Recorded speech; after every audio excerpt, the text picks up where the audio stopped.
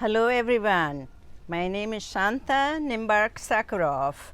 I'm a writer. I write about food, food and nutrition, food and politics, food and justice, and food cooperatives. I also create and write recipes, lots of them, and I share them with other people. I have written and published 4 books, 3 of them are cookbook. This is my first cookbook, Flavors of India. It was published in the 70s but still going strong. My second cookbook is called Vegetarian Ethnic Kitchen. It has an elaborate chapter on vegetarian nutrition. Unfortunately, this is out of print right now, but you can still find it on eBay. My third book is a history about food cooperative in San Francisco Bay Area. It's called Other Avenues Are Possible. My most current book is called Cooking Together. It has a lot of wonderful vegetarian recipes, but in addition, it discusses the importance of cooking together to build communities. I was born and raised in a small agrarian village of northwest India.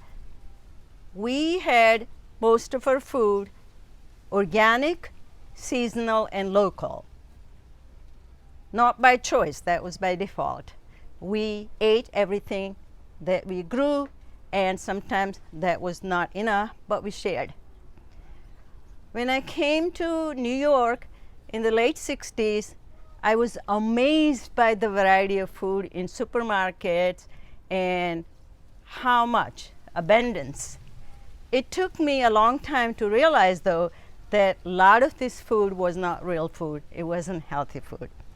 So my education in real healthy food came about when I came to San Francisco Bay Area in the 70s, where I met a wonderful group of people who were very passionate about healthy food. I joined them, and years later, we actually established a number of food cooperatives distributing healthy food at reasonable price. I worked with one of them co-op where I was a worker owner for over 35 years. Now I am retired, but I continue to share recipes and cooking the way I used to do with my coworkers. And after I retired, I had more time to do cooking classes and food demonstration in public places like library, bookstores, food markets, but this all came to a pause, just like everything else, due to coronavirus. So now I hope to continue to share recipes via video. Thank you for watching.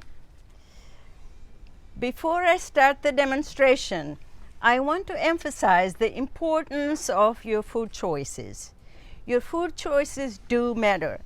Where you shop and how you spend money is like you are voting with your purse. So please shop at small markets, neighborhood shops that promote organic farmers and organic agriculture. Because when you make food and share with your loved one that is nourishing, you're also nourishing the earth and its soil. So with that in mind, I am going to show you how to make a simple recipe of chutney using healthy ingredients. So today I'm going to show you how to make mint chutney.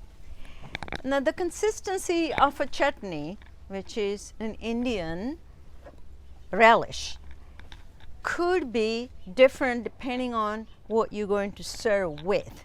So the mint chutney is more like a sauce. So we are going to make it to be used as a dipping sauce for appetizer. Okay, so the ingredients that go into mint chutney, they're local. In fact, we have mint growing right here, and we have cilantro growing right next to it, so you can't get more local than that. You can grow cilantro and spearmint year-round in the Bay Area, but it really likes the sun, so you may have good success in the month of June and July. So in the mint chutney, what you need is, of course, fresh mint leaves, and make sure they are spearmint, not peppermint. Peppermint is a little bit more bitter. Okay, and you remove the thick stems from it like that. You don't want the stems, just the leaves. And then we have shredded ginger, the ginger that has been shredded using a cheese shredder, the medium teeth. And we have some cilantro to kind of mellow the mint but still remain its greenness.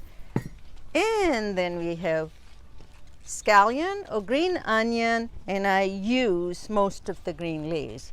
This chutney is going to be a green, wonderful, summery looking sauce.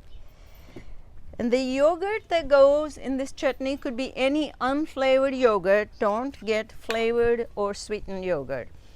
Today we are going to be using a coconut yogurt called Coco brand. It's a really good yogurt as far as vegan option goes. So we are going to make a vegan chutney with mint and yogurt. So now 1 cup of mint, half a cup of cilantro leaves. Again, I removed the thick stems, and half a cup of scallion with some of its greens. Chopped it coarsely.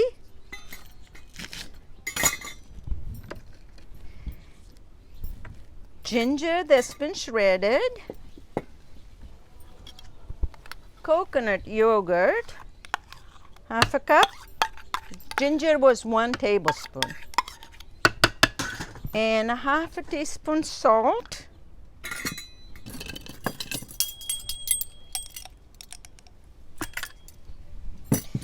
And we are going to add a little bit of water in it to give it a saucy taste. For the heat, meaning the spiciness, I'm going to tame the jalapeno by cutting around it like so.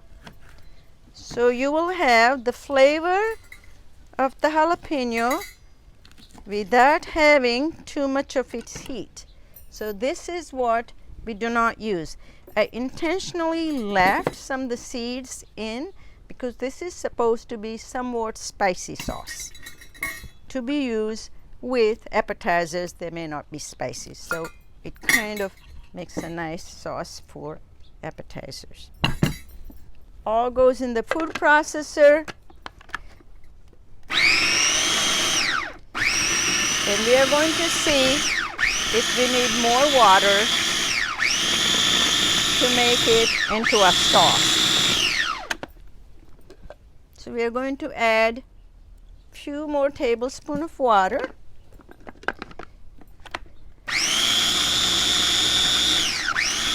Pulverize it until it's completely liquid.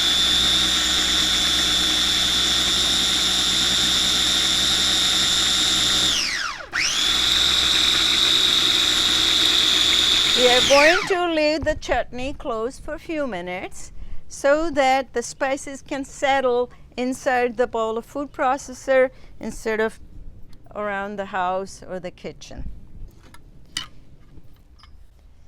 Okay, now we are going to serve the chutney, and like I said, it's now turned into a nice thick sauce. I will taste it to see that it's spicy enough. This sauce is supposed to be somewhat spicy, so let's taste it a little bit. A little salt, just a little salt, but it is very hot. I would say medium hot. And I made some samosa with phyllo dough, and I call them samosa copita. That's my take on how to make samosa without having to deep fry. Okay, I'm going to show you that another video. And we have chutney in the center, so you use it for dipping. So now I'm going to show you one more thing, and that is how to make this very easy to prepare chutney into an attractive edible gift. You may know somebody who you don't know very well or somebody who has everything, so what to give her? So here is an edible gift that's good for anybody.